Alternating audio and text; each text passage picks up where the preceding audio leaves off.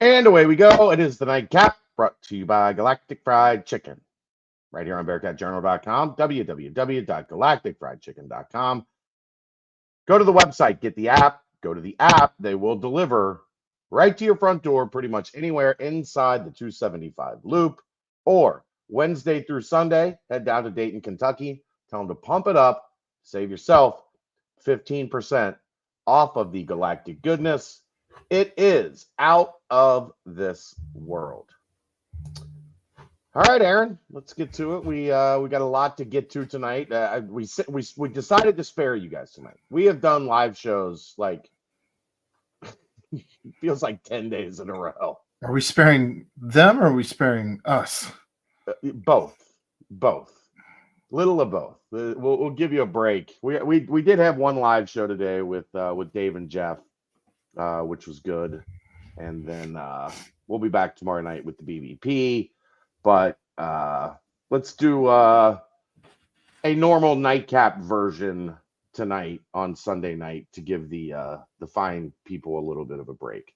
I'm sure everybody's probably a little worn out today. Bengals game, Bearcats game, football game last night, basketball game on Friday. It's been a busy weekend. Cincinnati 85. Eastern Washington 73. It's a pretty solid Eastern Washington team.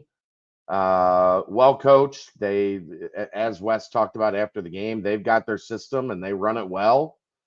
And that's what they did today. Cincinnati was in front pretty much the entire game. It was just they'd push it out to 15 or 16, and Eastern Washington would bring it back, and then they'd push it back out. The game was never super in doubt. There were a couple moments in the second half where it was like, all right, you're going to screw around and let them hang around and really have a shot in the final 4 minutes. But then right before that last media timeout, they hit another spurt and kind of iced it. See, I think they did that to make sure that if you were watching the Bengals game, you were still paying attention to the Bearcats game. It was It was all an evil plot put on by ESPN Plus. That's funny. Vic Locken has a huge bounce back game after so-so games. The first two games, 26 points, leads all scorers, 9 of 12 on the day, 2 of 3 from the arc. Well, looked pure too. Well, I like he admitted in the post game, like the first one, it didn't feel good. The second one, he's like, I knew I had this up before it even went in. He's so awesome at post game and like post game press conferences. I think he's way better post game than he even is like when we just get him during the week, like when there's not a game involved. Post game, he was funny. Like he was cracking me up today. He ends up 6 of 8 from the line. 11 rebounds, also leads all rebounders on this team. He also had a block, a steal, ends up plus 11 on the day. It's an all-around really, really good game for Vic. Great day for Vic. I'll give a hat tip to Wes here because I think he established it right away. Like they went to him first trip, first possession. Yeah. Vic said it was called, like it was designed. He said, the most interesting thing I got today out of that press conference was him talking about feeling more comfortable playing against guys his size. Because he said the smaller guys, like when he goes to rebound, like their knees and hips hit him in like weird spots where it makes it uncomfortable trying to like get angles to the ball or get angles to the rim against the smaller guys. And when you're playing against a guy your size, like you're bodied up. You're not taking strays, I guess is a good way to put it.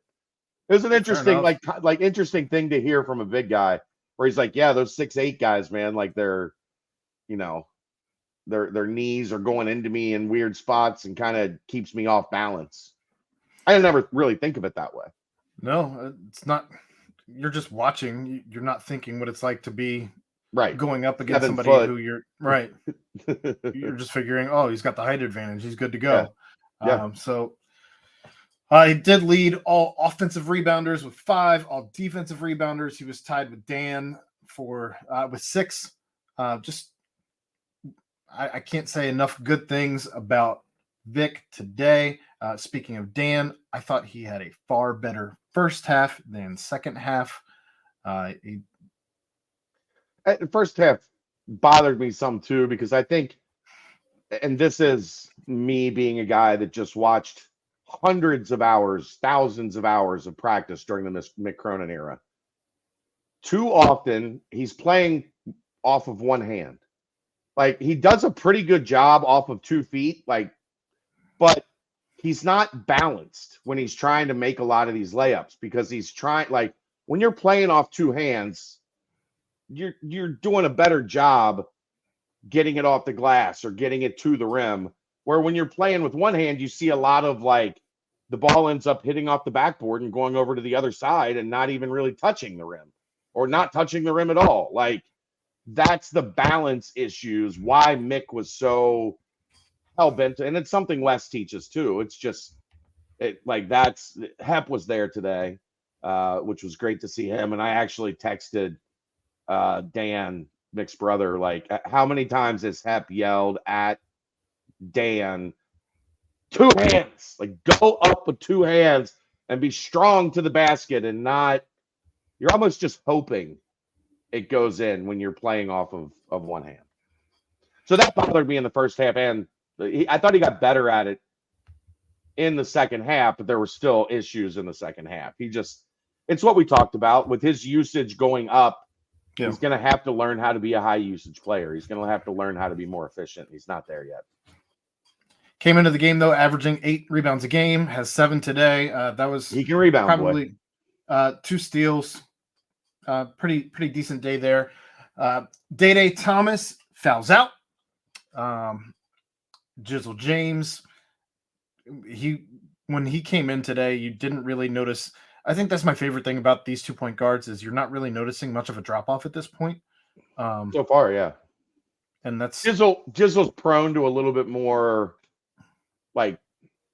rookie mistakes, things that you're okay, he's in his 3rd Division I game.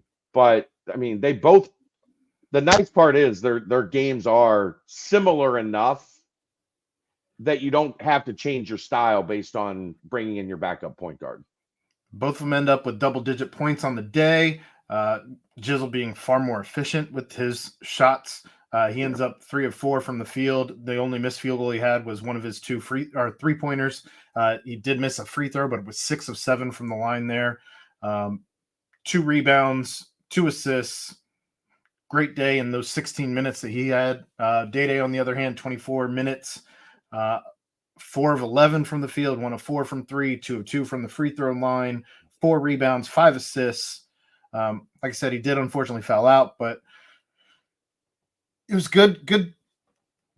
We were concerned going into the season. I'm starting to feel more comfortable as each game goes by with the point guard play.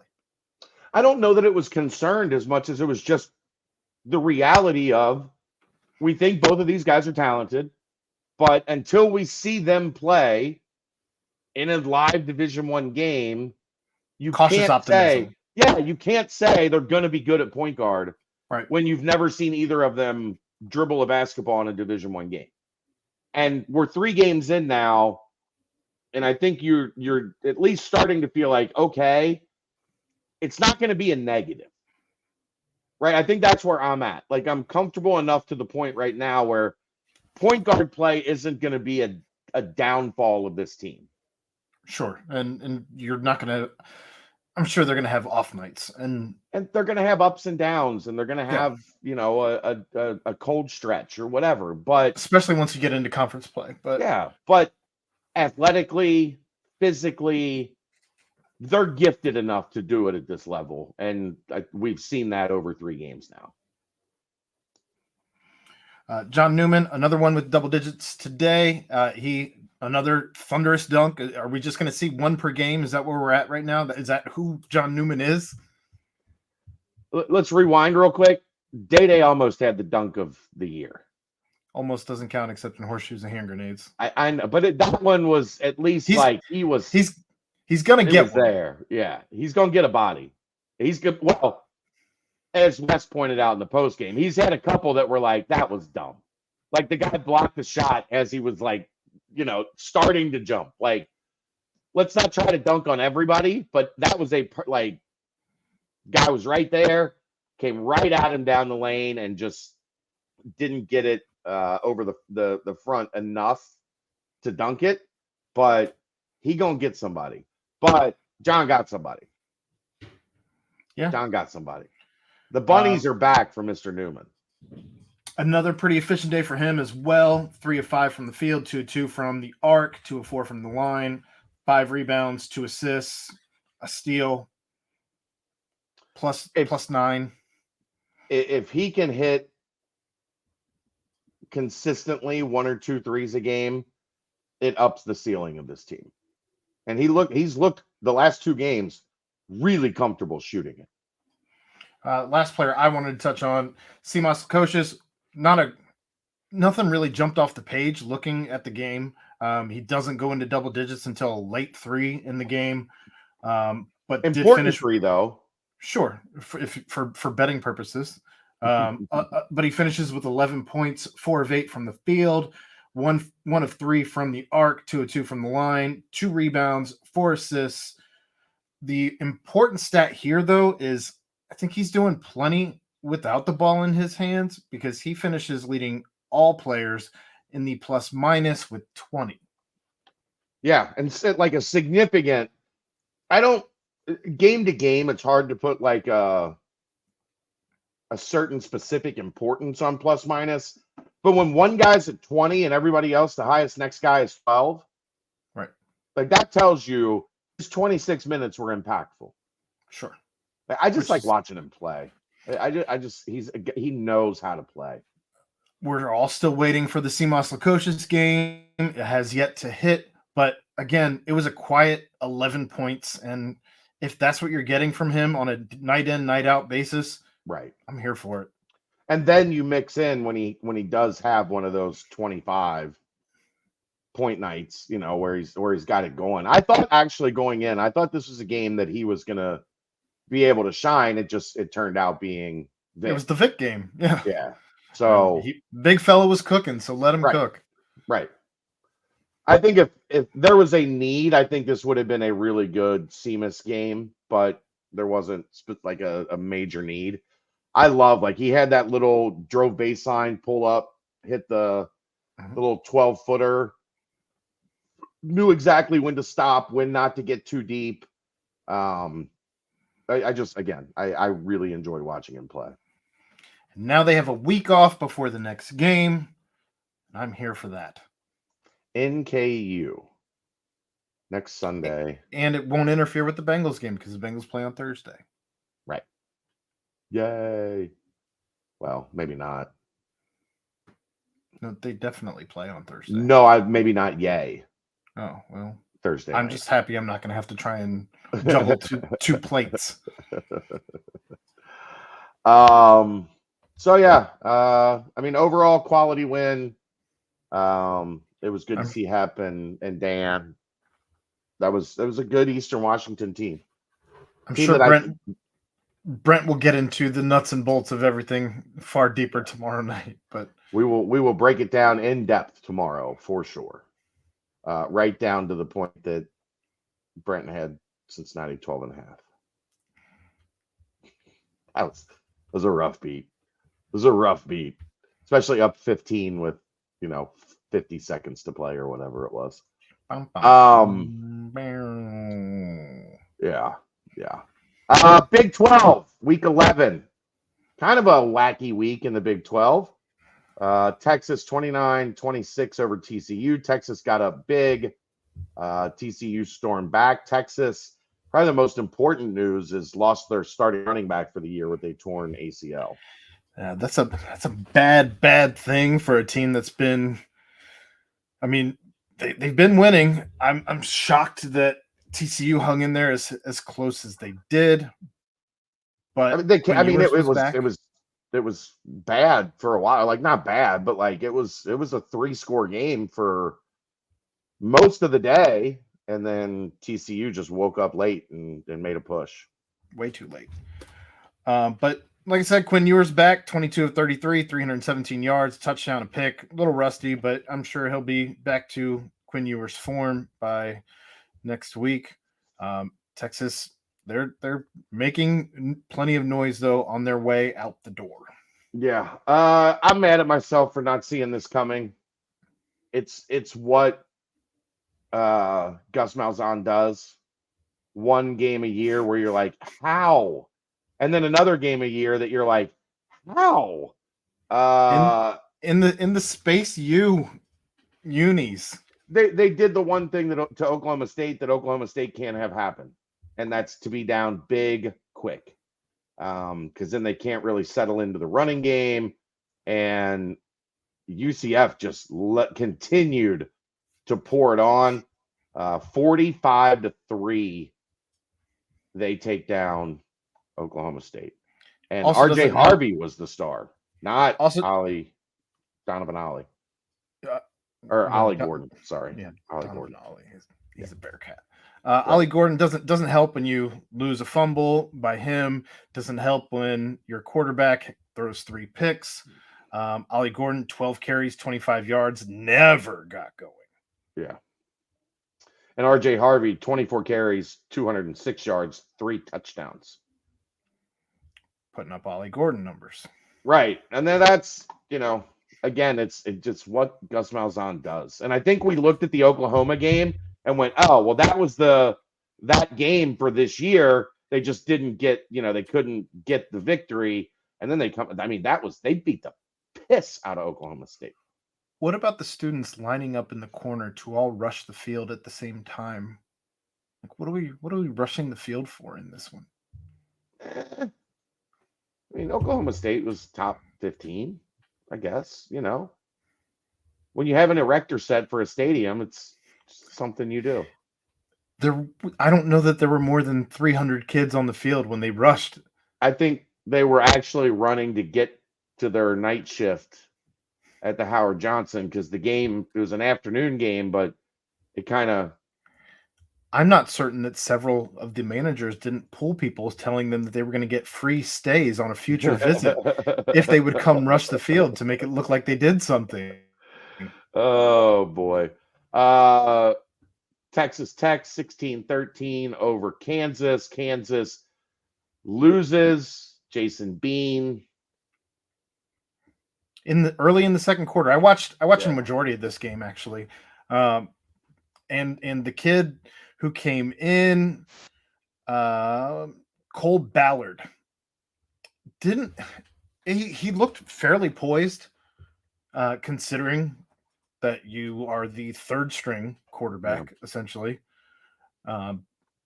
Just bad luck at quarterback for this Kansas team through this season at this point. And bad timing for it all to go down too. It does potentially make at least the last home game for the Bearcats in 2 weeks interesting. It could potentially get a later kickoff than maybe we had anticipated. West Virginia, Oklahoma. The Sooners beat the brakes off of the Mountaineers 59-20. They did, and the coach was disappointed in himself. Said he was not happy with what they displayed out on the field. But I was high on West Virginia. I thought maybe they'd pull the upset. I was nowhere near correct. Oklahoma was big mad after losing Bedlam, and Oklahoma State was very content with themselves after winning Bedlam, and that kind of played out on the field this week. Yeah. Baylor did not fare much better against Kansas State. No surprise. 59-25. Baylor is not good. I'm still a big fan of this Kansas State program, this team this year. And it's unfortunate that they dropped one that they shouldn't have, because I think Kansas State, Texas, and it still might happen because now I think everybody but Texas has 2 conference losses.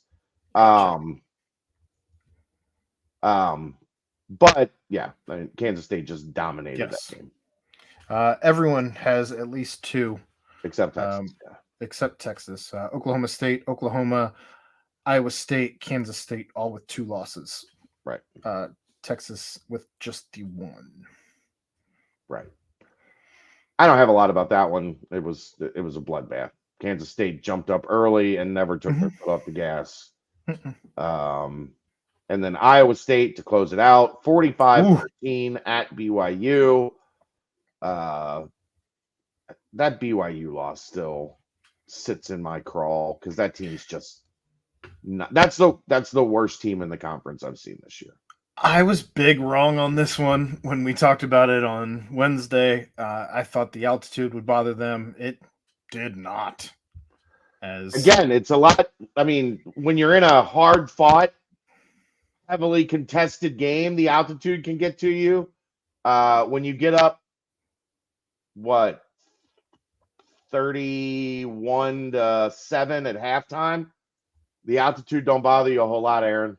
37 carries as a team for Iowa State. They had, I think, 8 different rushers, 234 yards, an average of 6.3, 4 touchdowns on the ground.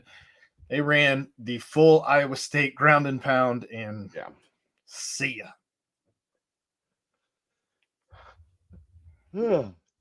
Sorry, tired. It's been a long weekend. Like we said, as far as standings go, you got Texas there at the top with at 6-1. You've got Oklahoma State, Oklahoma, Iowa State, and Kansas State all at 5-2 in conference. You've got West Virginia, Texas Tech, Kansas all sitting at 4-3. TCU, Houston, Baylor, BYU, and UCF all at 2-5, and Cincinnati, unfortunately, in the basement at 1-6. But we did get one. Got one, Aaron. Got one. Conference went 5-0 in basketball today. The only action tomorrow, Houston takes on Stetson, and Kansas State takes on South Dakota State. Any notable wins, or was it all bye games? All pretty much bye games. All right. Baylor, Gardner-Webb, Cincinnati, Eastern Washington, Iowa State, Idaho State, Texas Tech, San Jose, and Oklahoma State, Sam Houston. So nothing notable. We'll get, holiday tournaments will be here very soon. But can't wait. All right. That's going to wrap it up. Thanks to everybody for tuning in. We'll see you tomorrow night for the BBP. That is the Nightcap, brought to you by Galactic Fried Chicken, right here on BearcatJournal.com. See ya!